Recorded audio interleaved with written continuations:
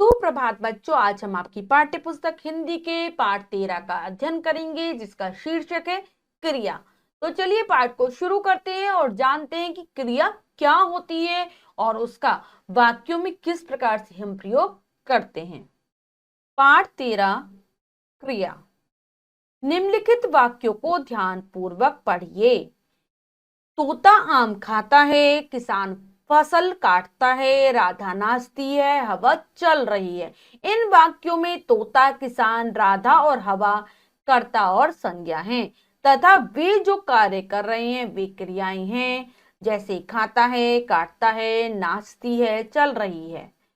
तो हमने देखा कि किस प्रकार से वाक्यों में क्या क्या है, कर्ता है और संज्ञा तो है ही, उसके साथ साथ जो रंगीन अक्षरों में जो शब्द छपे हैं वो क्रियाएं, यानी कि वो जो कार्य को कर रहे हैं वो क्रियाएं दी गई हैं, जैसे खाता है, काटता है, नाचती है और चल रही है। तो ये सारी चीजें हमारी क्रिया कहलाती हैं। तो इस प्रकार से हम जो क्रिया की परिभाषा बनाते हैं वो है, जिस शब्द से किसी कार्य को करने या होने अथवा किसी घटना का पता चलता है उसे क्रिया कहते हैं।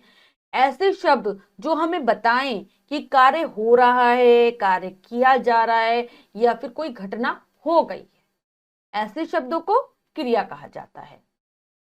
क्रिया में जब भी हम क्रिया के बारे में पढ़ते हैं तो उसमें धातु होती है, धातु।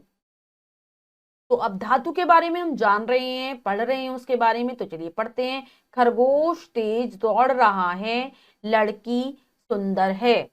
पहले वाक्य में दौड़ने की क्रिया खरगोश कर रहा है, दूसरे वाक्य में है क्रियापद होने के बारे में बता रहा है।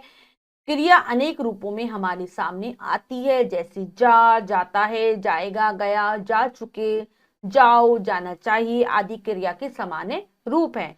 इनका प्रयोग वाक्य में अर्थ और काल के अनुसार होता है। इन सभी पदों में जा सामान्य है। इसे ही क्रिया का मूल रूप या धातु कहते हैं।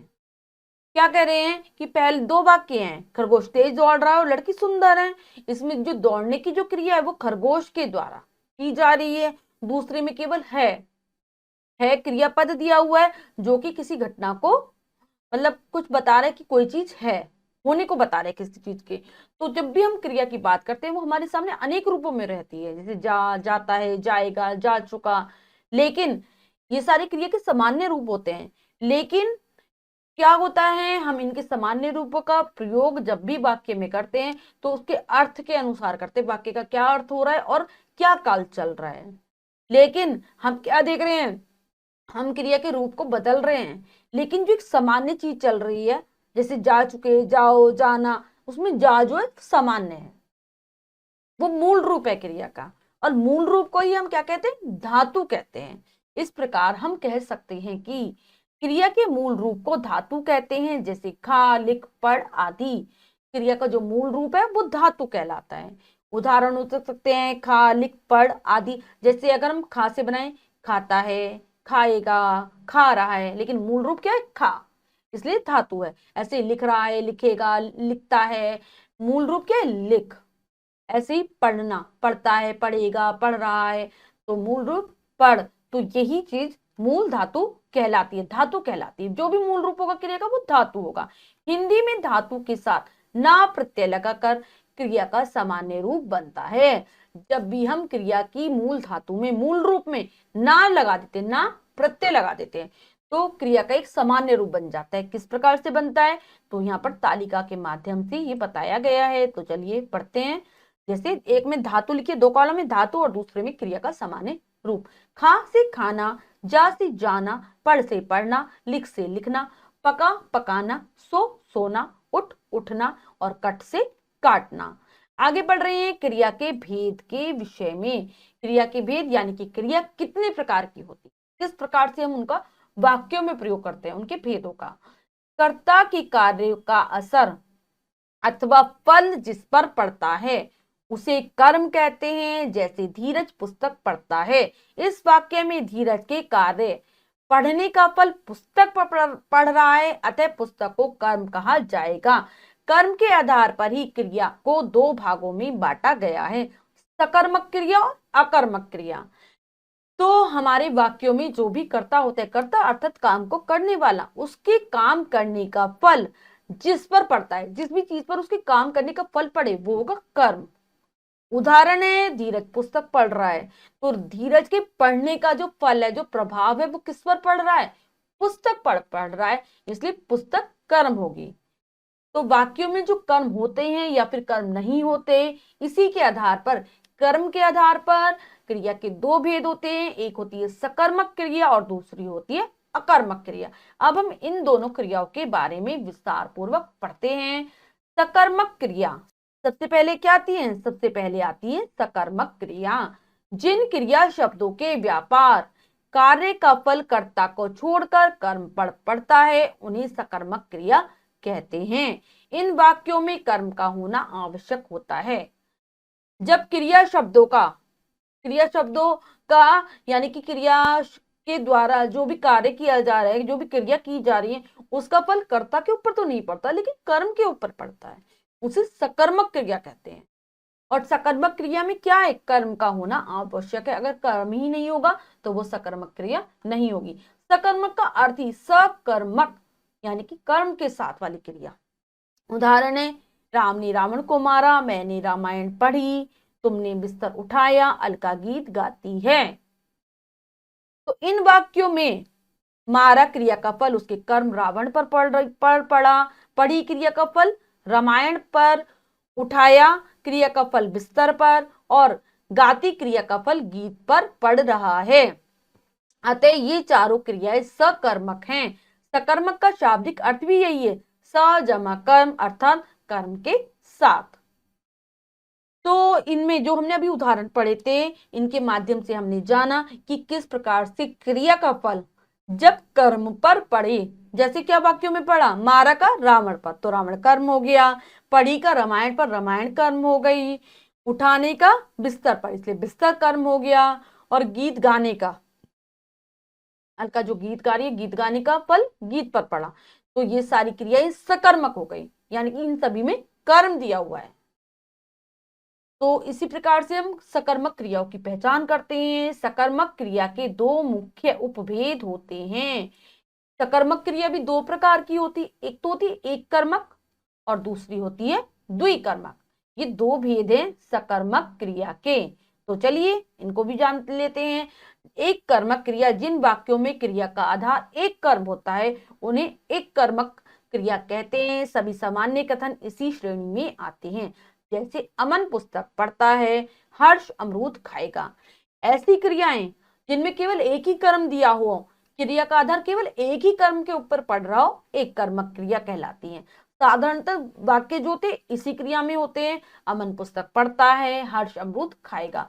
तो यहाँ पर हमने देखा कि पढ़ने का पुस्तक पर फल पड़ रहा है, खाने का अमरूद पर फल पड़ रहा है, तो ये एक कर्मक है। जिन सकर्मक क्रियाओं में दो कर्म होते हैं वे द्विकर्मक क्रियाएं कहलाती हैं, जैसे पिताजी ने हमें कुछ रुपए दिए, सागर ने हर्ष को उपहार दिया। तो पहले वाक्य में क्या दिया, रुपए दिए, किसे दिए, हमें दिए। दूसरे वाक्य में क्या दिया, उपहार दिया, किसे दिया, किसको दिया, हर्ष को दिया। अतः इन वाक्यों में दो कर्म होने के कारण क्रियाएं द्विकर्मक हैं। द्विकर्मक क्रियाओं में एक मुख्य कर्म और एक गौण कर्म होता है। यहाँ रुपए और उपहार मुख्य कर्म है और क्रिया इसी के अनुसार होगी, क्रिया का फल मुख्य कर्म पर ही रहेगा। हमें तथा हर्ष गौण कर्म है। तो द्विकर्मक क्रिया में क्या होता है, दो कर्म दिए होते हैं।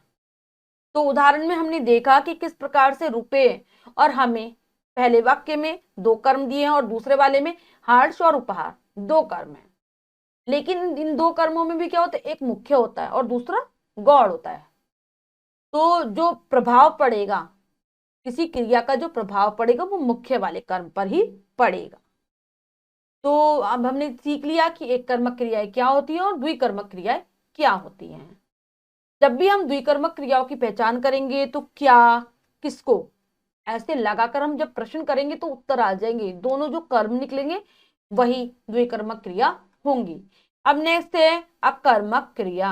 अकर्मक क्रियाएं क्या होती है, अजमा कर्म अर्थात जिसमें कर्म नहीं होता। जिन क्रिया शब्दों के व्यापार कार्य का फल कर्ता पर पड़ता है उन्हें अकर्मक क्रिया कहा जाता है। इन क्रियाओं में कोई कर्म नहीं होता, जैसे आदित्य सोता है, छोटे बच्चे रोते हैं, जोकर हंसता है। तो अकर्मक क्रिया नाम से ही स्पष्ट है, जिसमें कर्म ना हो वो है अकर्मक क्रिया। इसमें जो क्रिया का प्रभाव है, जो व्यापार का, क्रिया के व्यापार का जो प्रभाव है वो कर्म पर ना पड़कर वो सीधा कर्ता के ऊपर, यानी कि कार्य के करने वाले के ऊपर ही पड़ता है। उदाहरण है, आदित्य सोता है, छोटे बच्चे रोते हैं। तो हम यहाँ देख रहे हैं कि जो क्रिया हो रही है, सोने की क्रिया आदित्य के ऊपर ही प्रभाव डाल रही है, रोने की क्रिया बच्चे के ऊपर प्रभाव डाल रही है, और हंसने की क्रिया जोकर के ऊपर प्रभाव डाल रही है। इनमें अतिरिक्त कर्म नहीं है। ठीक है, इन तीनों वाक्यों में सोता, रोता और हंसता क्रियाएं हैं, और तीनों क्रियाओं का फल अथवा प्रभाव असर कर्ता आदित्य, छोटे बच्चे और जोकर पर पड़ रहा है। अतः ये क्रियाएं अकर्मक है। जिसमें कर्म हो सकर्मक, जिसमें कर्म ना हो अकर्मक। कुछ अकर्मक क्रियाएं दे रखी हैं। बैठना, हंसना, कूदना, जीना, मरना, ठहरना, चमकना, सोना, बरसना, रोना, उछलना और अकड़ना, ये सारी अकर्मक क्रियाओं के उदाहरण हैं। सकर्मक और अकर्मक की पहचान, हम सकर्मक क्रियाएं और अकर्मक क्रियाओं की पहचान किस प्रकार से करेंगे? छात्रों के समक्ष यह प्रश्न खड़ा हो जाता है कि सकर्मक और अकर्मक क्रिया की पहचान कैसे करें। जिस वाक्य में क्रिया से, किसको या क्या प्रश्नों का उत्तर मिलता है वह सकर्मक क्रिया होती है। जैसे बालक पुस्तक पढ़ता है, तो बालक क्या पढ़ता है? पुस्तक आ जाएगा। बालक किसको पढ़ता है? पुस्तक को पढ़ता है।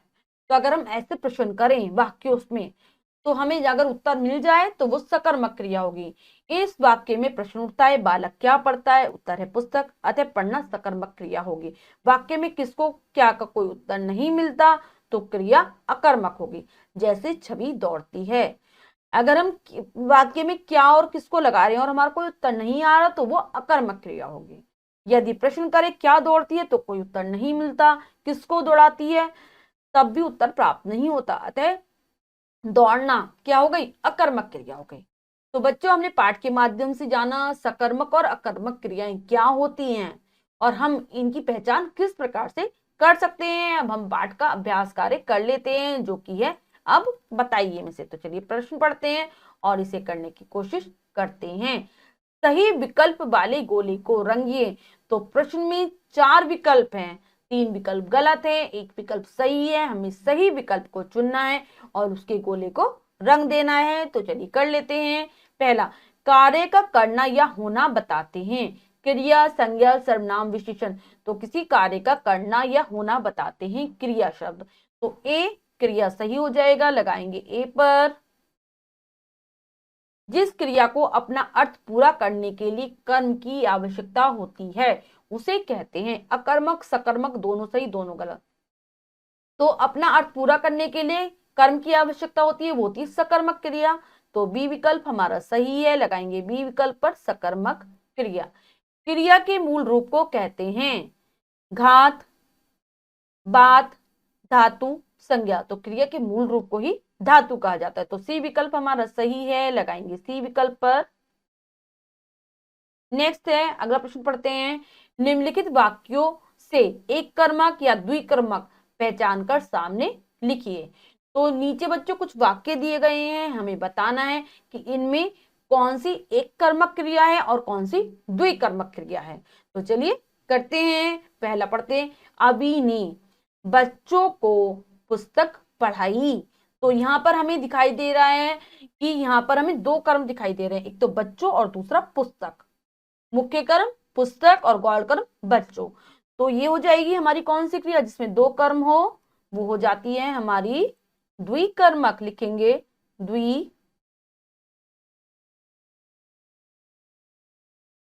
द्विकर्मक। नेक्स्ट है, अयान फ्रांस गया है। तो अयान फ्रांस गया है, तो ये कौन सी है? एक कर्मक, केवल एक ही कर्म दिया हुआ है, फ्रांस गया है। जाने का प्रभाव किस पर पड़ रहा है? फ्रांस पर पड़ रहा है, तो ये हो जाएगी एक कर्मक।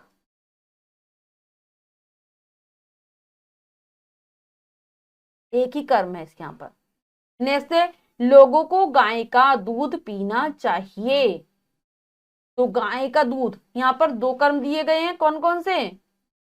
दूध और गाय। दूध मुख्य कर्म और गाय गौड़ कर्म। तो ये हो जाएगी हमारी द्विकर्मक, लिखेंगे द्विकर्मक, द्विकर्मक क्रिया हो गई हमारी। नेक्स्ट, बाकी भी दे रखे हैं। छाया ने ब्रज भाषा में गीत गाया, जोकर देखकर बच्चा खुश हो गया, देव कार से स्कूल जाता है। तो हमने अच्छी प्रकार से क्रिया के विषय में पढ़ा है, समझा है।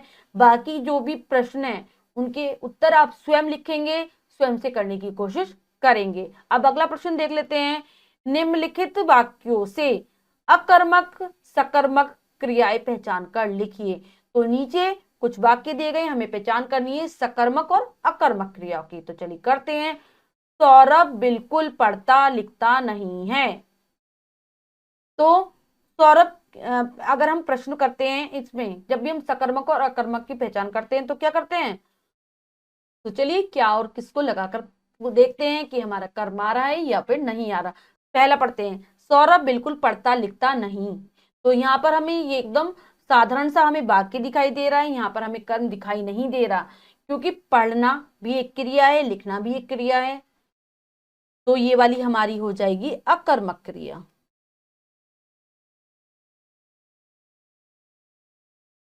अकर्मक क्रिया।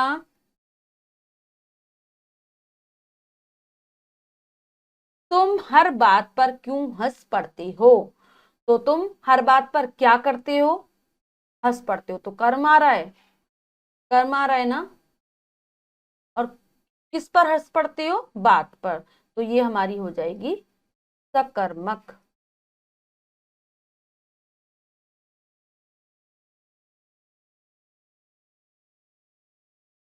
सकर्मक क्रिया। नेक्स्ट है, दादाजी प्रातः टहलने जाते। तो दादाजी प्रातः टहलने जाते हैं। तो ये हमारी है सकर्मक क्रिया।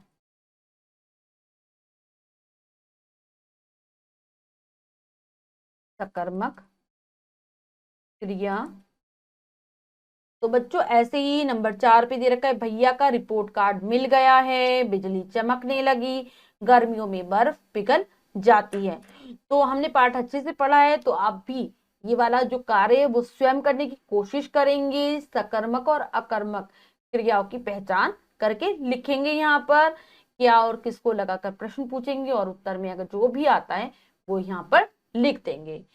तो आशा करती हूँ आपको यह पाठ अच्छे से समझ आ गया होगा। हमने अभ्यास कार्य को भी अच्छी प्रकार से समझकर कर लिया है। तो बच्चों आज हमने क्रिया पाठ के माध्यम से जाना कि क्रिया क्या होती है, किस प्रकार से सकर्मक और अकर्मक किसके भेद होते हैं, और किस प्रकार से हम क्रिया की पहचान करते हैं। आशा करती हूँ आपको पाठ अच्छे से समझ आया होगा। पाठ को फिर से पढ़ेंगे जिससे आप और अच्छे से समझ पाए, अभ्यास कार्य को पूर्ण कर लेंगे। मिलते हैं अगली कक्षा में नए पाठ के साथ। तब तक के लिए स्वस्थ रहिए, प्रसन्न रहिए। धन्यवाद।